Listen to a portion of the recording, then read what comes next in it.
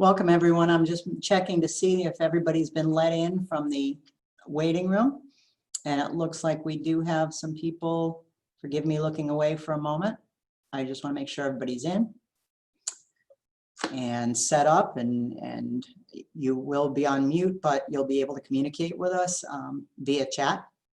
So I want to go ahead and get started. My name is Dr. Sue Orablo, and I'm the Executive Director of Undergraduate Advising here at JU. I'm overseeing the Academic Advising Center, and we're going to talk about what that is and how that can help you and how we can help you. But one of the things I wanted to make sure you're aware of is that we want to partner with you. That we never do one-way advising where you come in, you ask a question, we give you the answer, and out you go. We want to make sure that you're involved in the decision-making that you have, make sure that we're addressing all your needs, even the ones that maybe you don't even know you have. So that's what I mean by a partnership. So it's important to know who your advisor is, because from the very get-go, you're going to be partnering with us, and we're going to be able to help you through your program here. Today, I do have with me several of our advisors that are going to be helping answer your questions. They'll be in the chat box. If you do have any questions, just type them in the chat box. We will get to them at the end. We'll have plenty of time for that. So if you could just type those in there, if they can answer them, they will. If not, at the end of the session, I'll go ahead and address any questions that are remaining. So what is an academic advisor? We are not high school guidance counselors. The process is a little different. And we're going to talk about this transition from high school to college. But one of the challenges is trying to find who can help you. And so we always want to say that we're one of those anchors, that if you don't know where else to go, who else to ask, come to us, because we can always refer you if we can't help you. So in the Academic Advising Center is located in the Howard Building, Administration Building on the first floor. And during the fall, we're going to have kind of adjusted way we deliver assistance to you. We're going to continue with our virtual advising from phone and web. We're going to have some limited face-to-face in the office as well.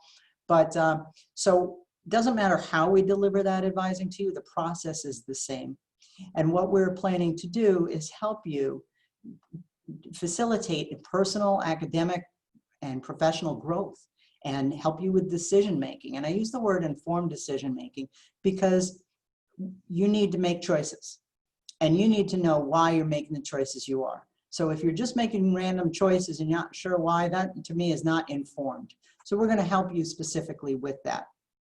So we work with people who are incoming, as you are, freshmen, sophomores, and if anybody would be here, there was a freshman or first semester transfer students, we worked with them too.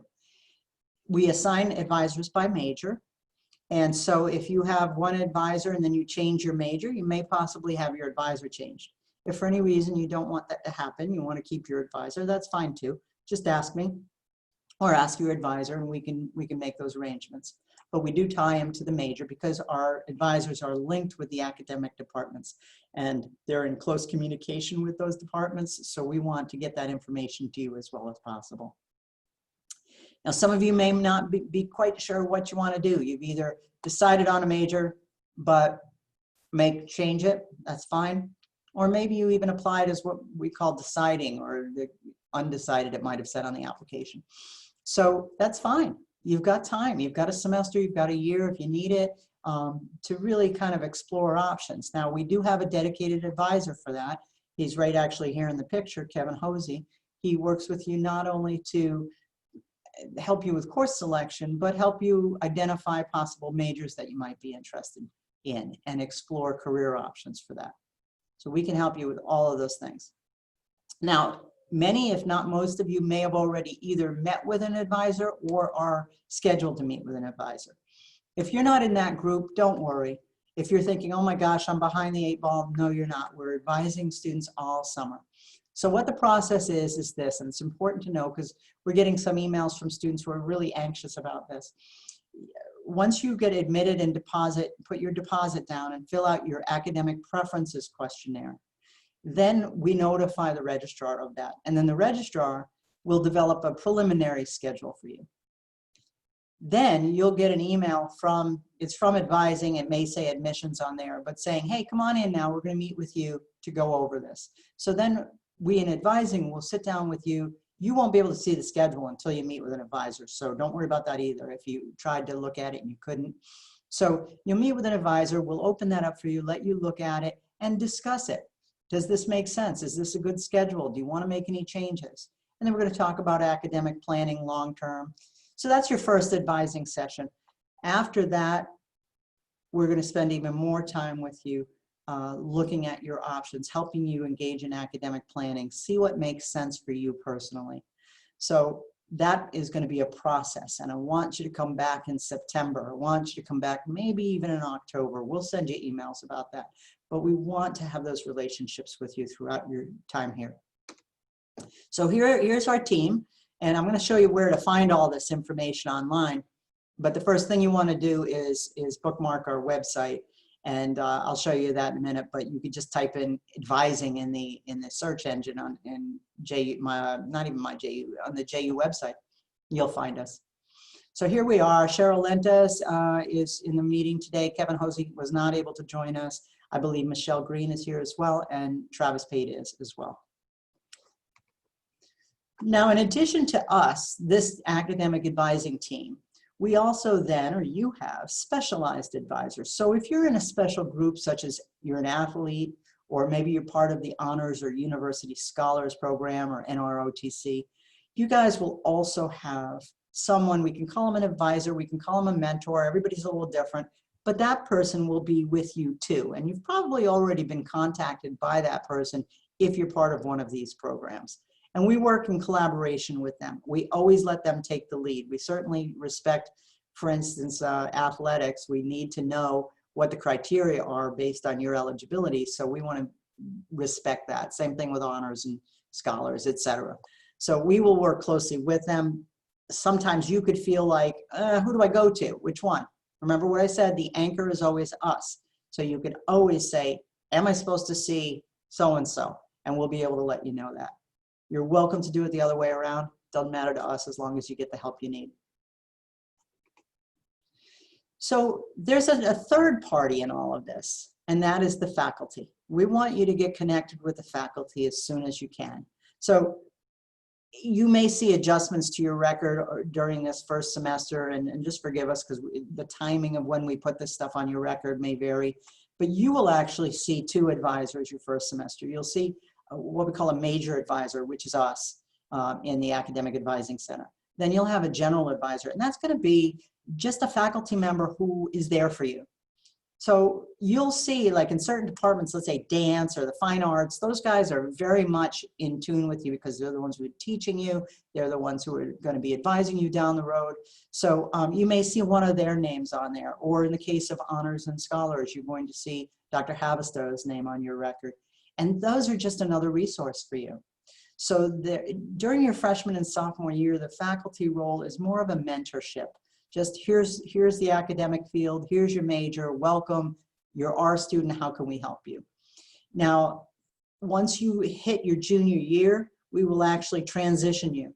We will no longer be your major advisor. That person that we had on your record or someone similar will now become your major advisor. They're the ones you'll go to for your junior and senior year because it gets very prescribed and very specific in the department. So we want to make sure you're connected with faculty there. We will always be there for you if you need us. But if you hear us saying, have you talked to your faculty advisor? That's why. So the advising relationship, you remember I said it's not high school anymore. And I don't know what your high school experience was with your guidance counselor. I've heard too many horror stories to be, you know, I kind of don't want to be affiliated with any horror story. But one of the differences is that we're having a shared responsibility. You're an adult now. And it's weird because all of a sudden we say, okay, now you're an adult. Well, okay, we might want to arm you with some skills to make that transition, and we will. But so let me tell you what we'll do. We are obliged to give you comprehensive information. You come to us with questions, we need to give you answers. We need to give you not only accurate answers, but comprehensive, meaning things that you may not have thought to even consider, we're going to bring forward to you. We're going to research problems that you may have if we're not quite sure please take our answer. If we're not sure, we'll tell you, hey, I'm not sure, but let me check. And that's fine. Don't feel that we don't know what we're doing. We just always want to do our research. And then we'll make recommendations to you. We will not make decisions for you. And so sometimes students want us to. Just tell me which course I should take. Not that easy. You've got this choice or this choice. What makes sense for you? We're going to provide you those alternatives, those options. We strive very hard to communicate with you in a timely manner. So that means within 24 to 48 hours. Sometimes, as you know, if you leave it, let's say you send an email on a Friday night at 10 o'clock and you haven't heard anything from your advisor by noon on Monday, that feels like it's 2.5 days, but it's really a half a day. So please remind yourself of that. I'm a consumer too. I know what it feels like to be waiting on something, but we really are striving. Now this summer, as you already have probably experienced, we are very busy. And it's not an excuse. It's not anything other than context for understanding. So if we exceed that 24 to 48 hour response, please understand that we are trying our best to get to you, but I don't mind at all. They don't mind if you contact, if you follow up and say, hi, I just wanted to touch base. Did you get my email? That's fine to do. We strive to be available and responsive, and we do that through appointments. You'll be able to schedule appointments online, and new students get a 50-minute appointment, and continuing students get a half hour. If you need more or less time, you just tell your advisor, and we'll make those adjustments. We will have what we call drop-in advising. Not right now, but when the semester starts, you'll be able to sign up online for either a phone or a web, or possibly even a face-to-face in person drop-in. So that's what we mean by trying to be available and responsive to you. And first and foremost, I put it last, but we are your advocate. What does an advocate mean? It means we're going to help you get what you need. And we're going to talk the talk and navigate the systems that maybe you're not as familiar with. You're not as familiar with them, but we are. And we're going to advocate for you that way. It does not mean we're going to say yes. It does not mean we're going to agree to everything you've requested. Because sometimes, and I've had it for years, where students will ask for something and push for something, and I know it's actually going to hurt them. And so I'll tell you that straight out. Hey, if you get this, these are the outcomes of that. And once you hear that, you may go, oh yeah, okay, I see what you're saying. So just because we're going to advocate for you, but we're going to do what's in your best interest. Okay. Now, what do? You've got a responsibility, and this is one of the reasons I'm so glad you're here. Because not everybody wanted to take the time to even come and learn about advising. So I'm so appreciative of that. You are going to be responsible for locating and using tools. And I'm going to go through a bunch of tools that we have today.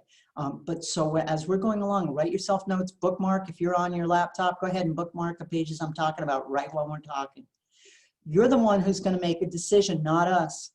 All right. So you may have trouble making that decision. Talk with us. We'll help you weigh things out. But ultimately, those decisions are yours.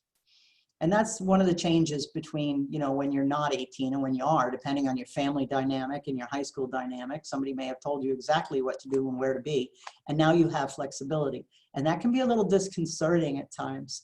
But that's okay. We understand that, and we'll help you with that. We don't expect that you're going to be expert at this.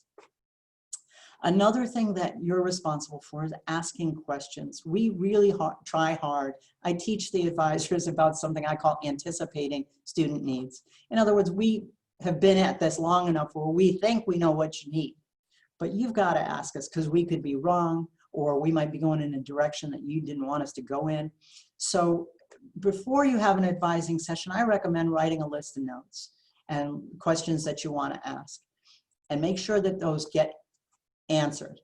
And it doesn't ever have to be a yes, no. I prefer not yes, no. We try not to ask you yes, no questions. We want to talk more. So open-ended questions. What are the implications if I withdraw from this course? Is there a better plan for me than what I'm currently doing? That's a yes, no question, but you know what I mean. So ask those questions. Communicate and read emails. This is a tough one. I know that as we go on with technology, we go quicker and quicker, and we like brief texts, and we like, you know, brief social media type things. But here, primarily, we're going to communicate with you in a group through emails. And those emails, you know, again, this is something that I emphasize with our advisors, may have a lot of information in them. They're not going to overwhelm you, but they need to provide you the information that you need. So please don't just read the first line and toss it. Or, you know, I want you to save those emails, create maybe a folder called advising, and every email you get from us, stick in there, because then you can refer to it. A lot of times students will come back and forth. We have an advising inbox called advising@ju.edu. And if you don't know where else to go, go there. And right now I'm predominantly answering those questions. The other advisors are jumping in as well as they can. So you may write there, but if I say, okay, your advisor is Kevin, make sure to follow up with him, and then you write back to me, that's actually an extra step you didn't need to take. So we always want to get you the most direct information as possible. One of the things that's going to be in terms of your transition from high school to college is the whole thing with deadlines and policies and procedures. You know, in high school, I don't know how it was for you guys. I know when my daughter was going through it, we sat in all these open houses or whatever they were at the beginning of the year. They always had this regulation manual that they read, and the kids had to sign off on them. And I don't know if they still do that, but they kind of beat that into you, that you know the rules of the game. So then you graduate high school and you're like, yes, I know the rules of the game. And you come to college and we start over again. And that's okay. It's going to feel a little weird. You don't know quite where to go and what the policies are, but you have to know them. And I'll show you how to find them. And you have to adhere to them. What I always tell students is, if you're going to make any significant decision, check your resources, and that's including your advisor. Don't make huge decisions on your own. We do want you to prepare for your advising sessions, and we'll talk a little bit about how to do that. And then you're responsible for monitoring your academic progress. For instance, if a course requires a C or higher to count for your major, and you get a C- or a D, you need to know that. You need to know it didn't satisfy your requirement, and that you're going to need to repeat the course in order to get credit for it. So things like that, we can't tell you everything in an hour-long appointment. So this is why we ask you to share that responsibility. So let's take a look at the tools and resources that are available to you. Now my little icon in the left side here with the magnifying glass simply indicates that, I don't know if you're like me, but I tend to be, I don't know if the word's lazy, that's not it. I'm creative in the way I use my time. I will go to a website and I just go in the search bar rather than trying to click through links and links and links. So if you go to the JU website, and on the top right-hand corner, you'll see this magnifying glass. And if you type in these search terms that I'm showing you here, you'll find us and you'll find the resources. Then once you find them, you can bookmark them or make them a favorite. So the first thing I want you to do is go to the ju.edu website, type in academic advising. That will pull up a whole list of hits. The first hit will be us. That's the Academic Advising Center. It might have this picture here. So what is on our academic advising website? A whole lot of stuff in it. It's going to continue to change and improve as we go through content. So it's a dynamic resource. It will change. There you will be able to identify who's your assigned advisor. So you remember that lady you talked to and you don't remember what lady it was? Well, you can go there and there's a link to who is my advisor. And you can click and you can see the faces, you can see the names, the emails, phone numbers, and you can contact them. So you don't need to wait, like by contacting, let's say, advising at JU and saying, who's my advisor? You'll be able to do that. You'll be able to, as I said, schedule appointments. A lot of you have already found your way there to do that, but you could always schedule an appointment online. And then we have some important academic planning tools that I'm going to show you in a minute.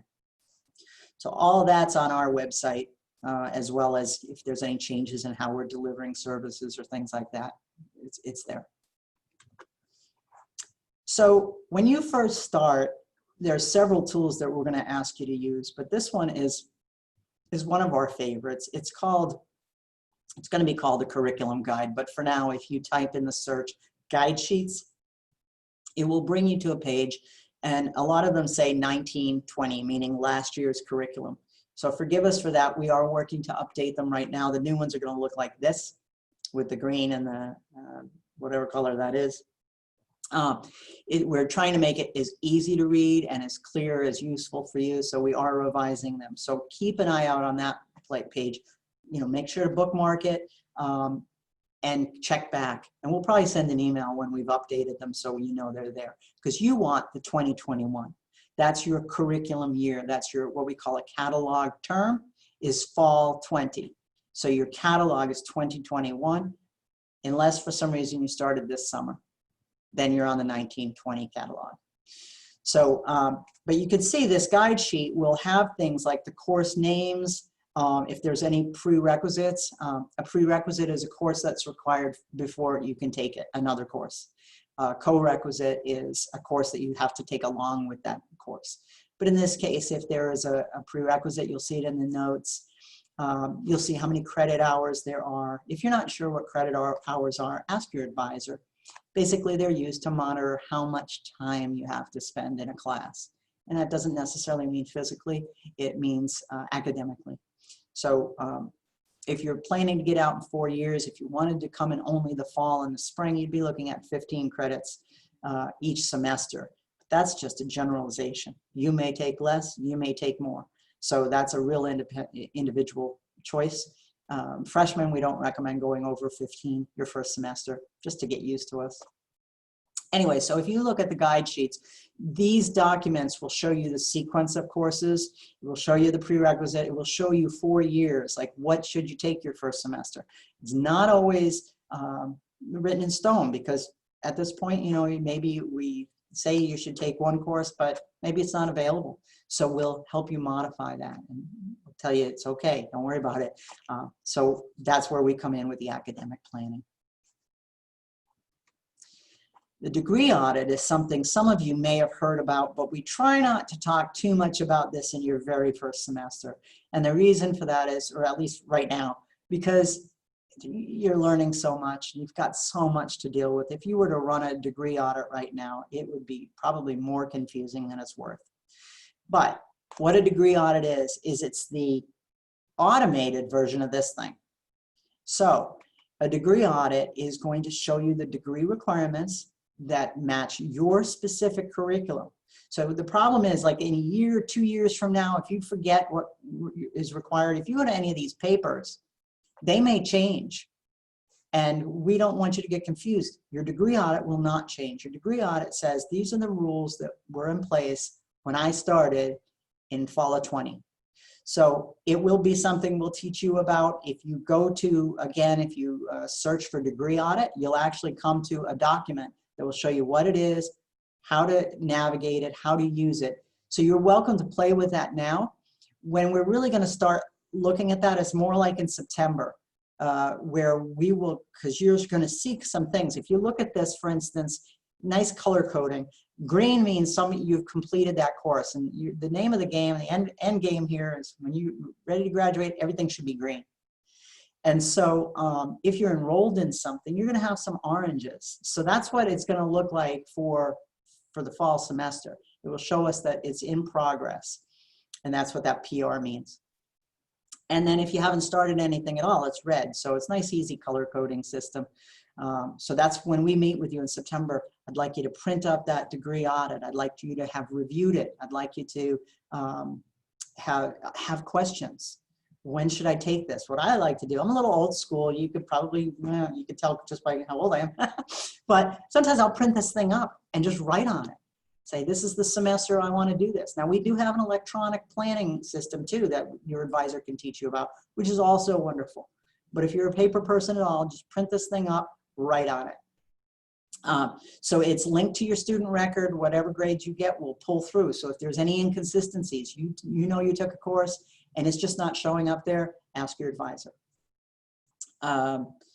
One of the things this is really nice for as you continue to go through is it just shows you the remaining courses, so you can always see. You shouldn't need to see an advisor and say, what do I need to take? What's left? You're welcome to do that. Most students do. but you don't need to. The better question would be, I've reviewed my degree audit. I see it looks as though I need this, this, this, and this. Can you verify that for me? That's a better question. That way we're working in partnership. Now, the academic catalog is the academic Bible, if you will, with quotes. This is the rules of the game when you start. So as I mentioned, your academic catalog will be 2021. And so in terms of the requirements of that program, policies and procedures, those are all in the catalog. And we have a web-based version and a PDF version that you can use. So take a look at those. Again, just search for academic catalog, you'll find it.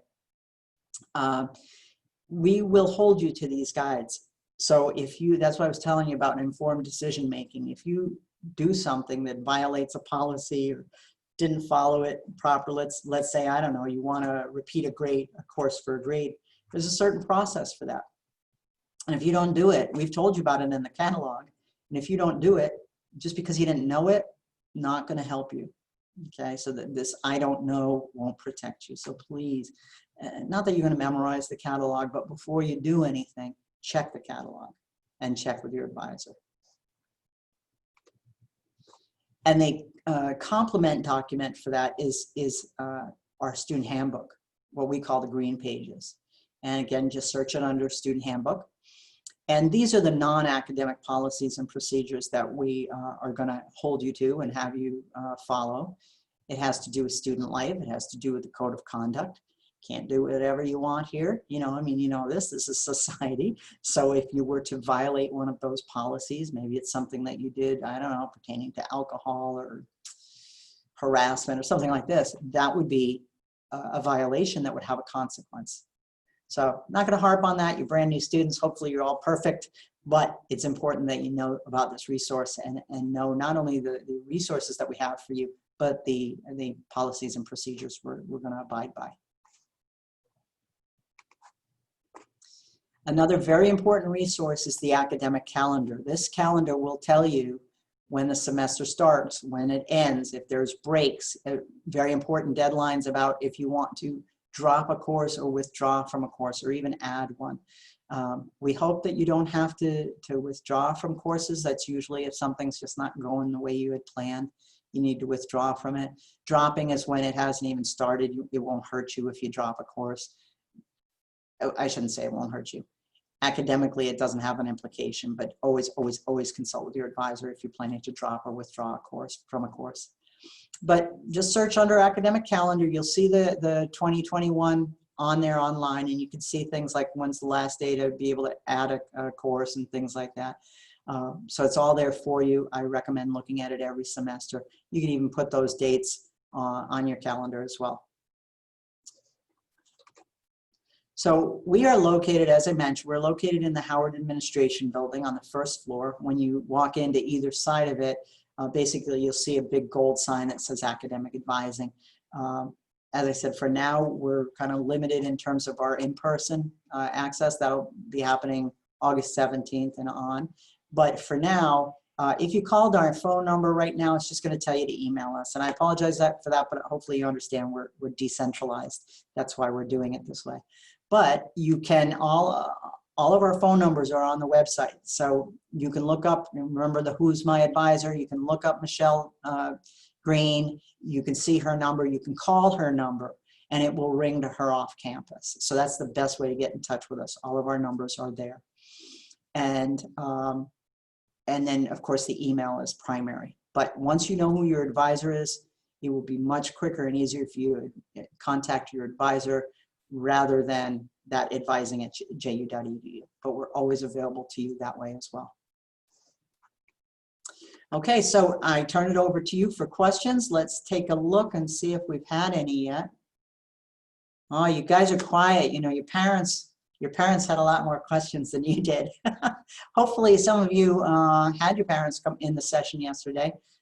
Maybe they've already talked through some of this with you. And if you haven't, please share this with your parents, because showing them the resources that you have available, then you're partnering with them as well. And that's what I asked your parents to do, is to partner with you What I don't recommend, sorry guys, I don't want you to have your parents calling us and your parents emailing us. At this point, you got to take the control and the responsibility. It's the only way you're going to get through this as an adult. So I know you may be used to that, but please start kind of transitioning. And that's what I talk to your parents about too. Doesn't mean cut them out. It just means you take the lead on your questions and your academic career. So with that in mind, does anyone have any questions at all? Don't be shy. Our advisors can jump in, or I can look as well. First-year students. I can never do just one. You know that, Ami. It's the informed decision making. You know, understand what your options are, understand who your resources are, and if you don't know, just ask. The freshmen tend to be like, it's really hard because you're coming from high school where you're just this pro, and now it's all brand new, and you might not want to admit that you don't know, or you don't know how to find something. So please, please, please, we are on your side. You cannot ask a stupid question. So just use your resources, including us. For sure. I definitely agree with that, making sure you're asking when possible. Yeah. Now, this is a good question, Brooke. And it's a perfect example. You know, as I said, we will say, yeah, 15 credits a semester times, 2 semesters times 4 years, it will get you out in 120 credits, but it may not be right for you.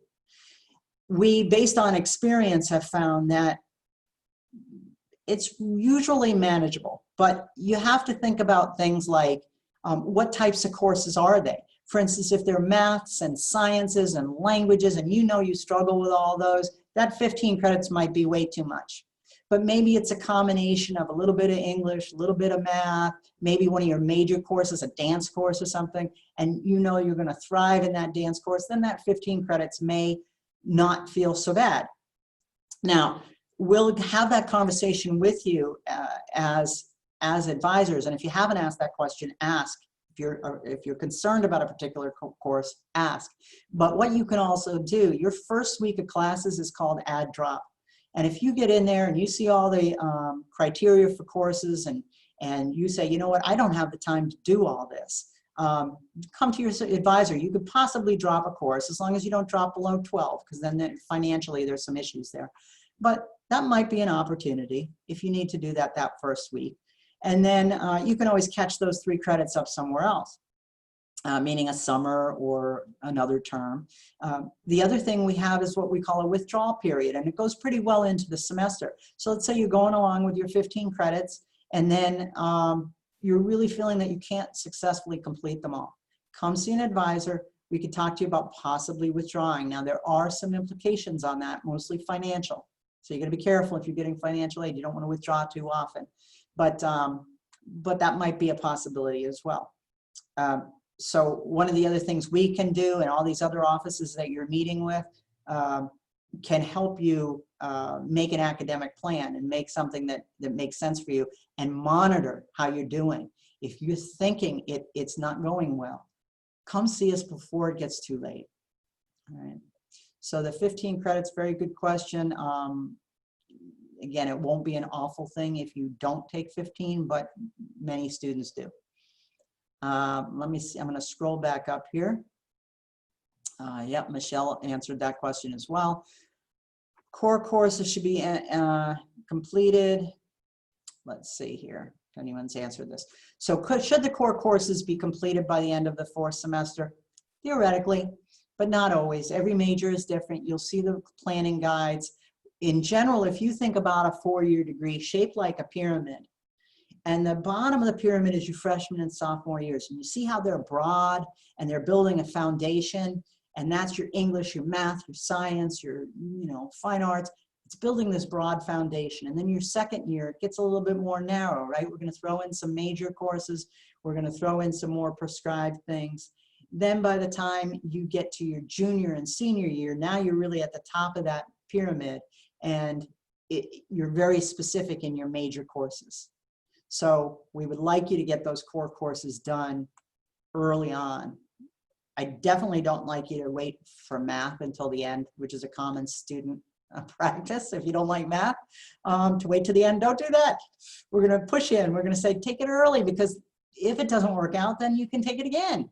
But if you wait, you could really throw a monkey wrench into everything. So yeah, work with your advisor on that, because there are some, like right now, if you don't get your core courses you need, you might be put in some other courses. That's fine. And we just do a little switch. Okay, winter semester. Yep, Cheryl answered that we are going to have a winter term. We don't have all of the details published yet about what's going to be available, but they're going to be online courses. And you'll be able to choose from them. That'll be nice to either work ahead or catch up. Sometimes somebody may withdraw from a course or not pass a course or something in the fall. They'll be able to use that semester to catch up, or they might use it proactively. Let's say you're in 15 credits this semester, but you want to take 3 in the winter. You'll be able to do that as well. That might free you up. Let's say you're an athlete and you want to, get whatever it might be, adjust your schedule. I don't want to talk about that because everybody's different with athletics, but so yes, there is going to be a winter term. Okay. Let me see here. Thank you so much, Sue, for your time today. We really appreciate all of the helpful information that you've given to kind of guide first-year students in this process. We will make sure that this recording is up on our YouTube channel so that folks can go back and revisit this information. But we really appreciate your time today, as well as to the advisors who've been answering questions in the chat. Okay, thank you all very much, and welcome, and have a great time.